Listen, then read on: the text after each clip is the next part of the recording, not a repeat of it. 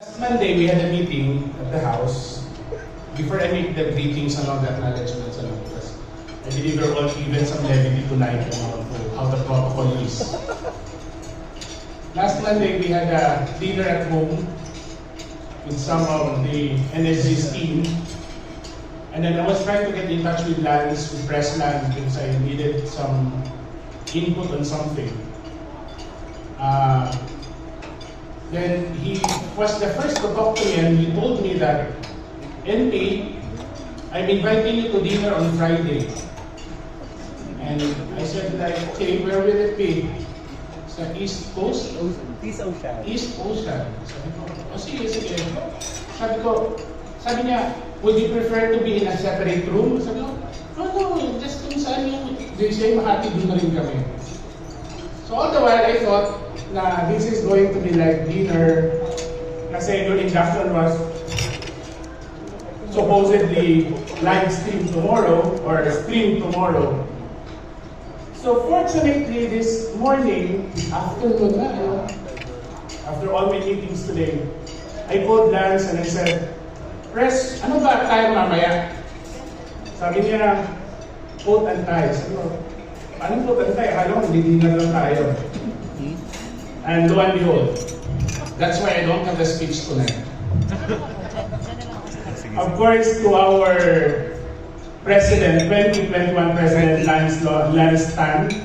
Lawrence Lee Tan, to our 2020 President, Joey Garcia, to the Board of Directors of JCI Makati, of course, to my colleagues in the National Board, our National Treasurer, Yvette Herrera, to our National Secretary General, Mr. Alfonso, our National Executive Director, Jose Ignacio, to my batchmate, your past presidents, Joy, Pocholo Gonzalez, to the family, the very beautiful family of Preslands. I forgot how to say good night in Chinese.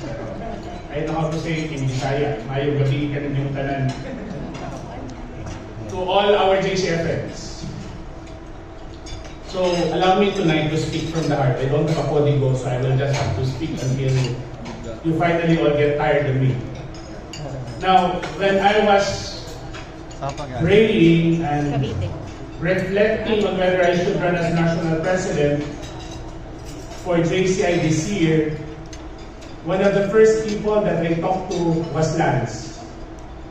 One of my very first meeting when I finally admitted to myself, okay, I'm going to run. And I had to call Lance for one thing. I needed money to be national president after elected. And I was calling him because I wanted him to raise funds for the projects. And it was then that I learned that he's going to be incoming president of JCI Makati. And I said, now that job belongs to Joey. You see, Lance has always been a good friend, and he has been a source of support for many of us in the national board. Whenever I listen to him, I always ask myself, whenever I see the things he has accomplished thus far, I always tell myself, like, how can someone who's not yet even Filipino legally have more love for the Philippines and for our people than ourselves, diba? How can someone who has so much corporate job on his hands can have so much time to do service to others? And I think, like, he has only one mistake in life, and my only regret is that he's 39 years old this year. And it ends up, Lance will always be the national president that JCI Philippines will never have.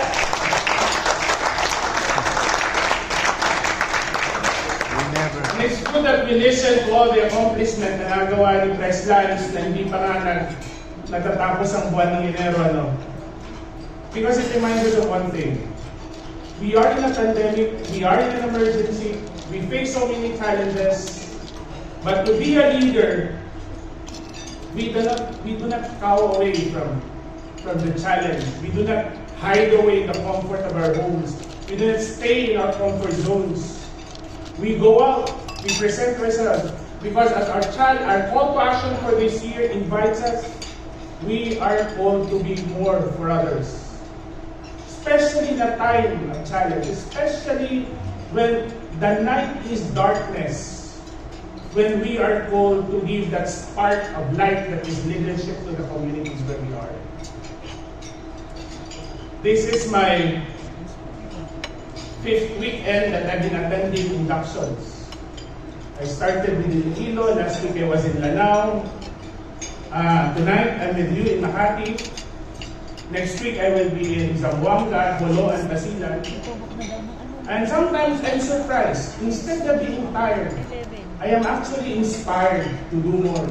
Every time I get back from my trips in the provinces for the weekend inductions, mas lalo ho akong may panahon at may pagnanais na ma-meet ang board para mas dagdagan pa ang kailangan namin gawin. Because that is what JCI is called to be in these times.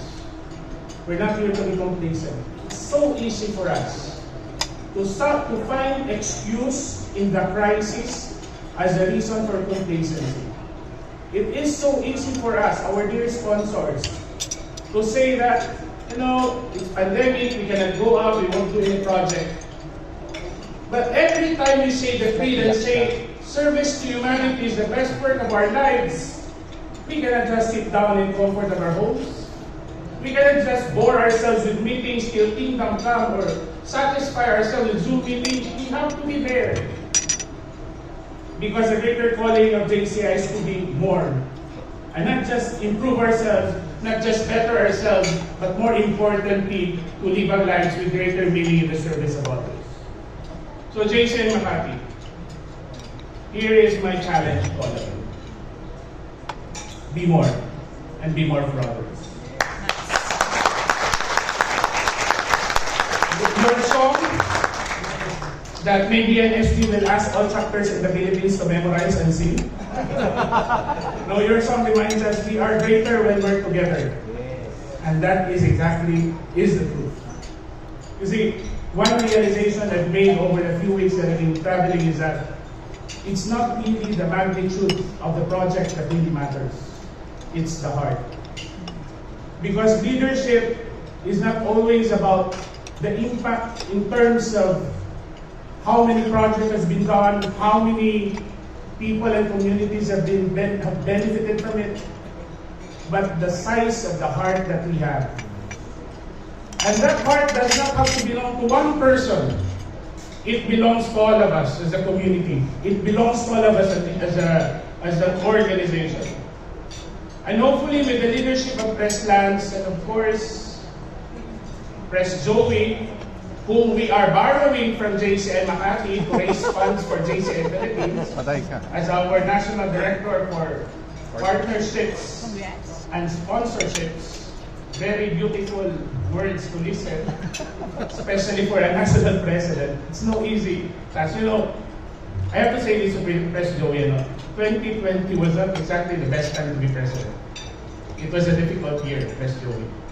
And because it was a difficult year, I would like to ask everybody to please stand to give a round of applause to Press Joey for not letting us down.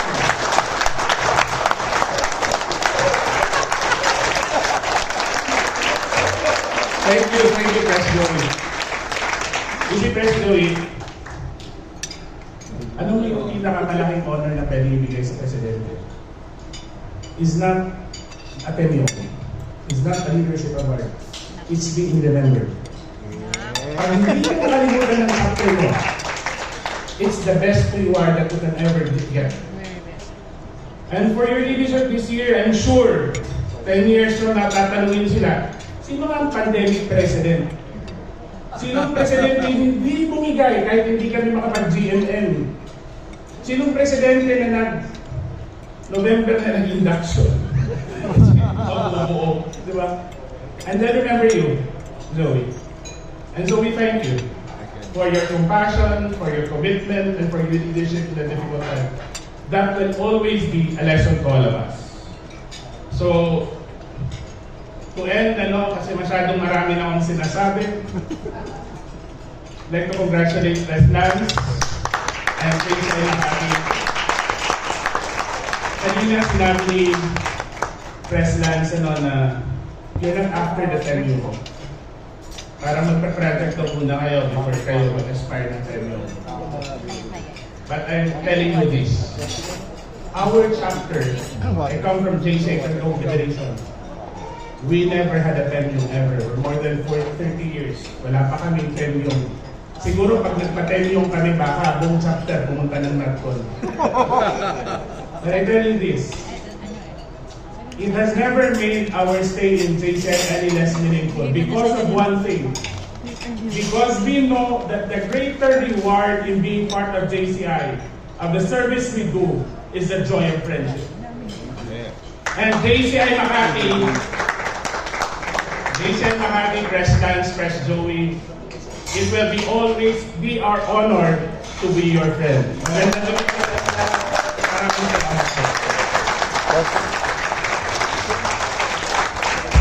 Thank you, National President Jude Speech, for that inspiring message. We are greater when we are together, and leadership is not just the impact, but about the size of the heart. Galing.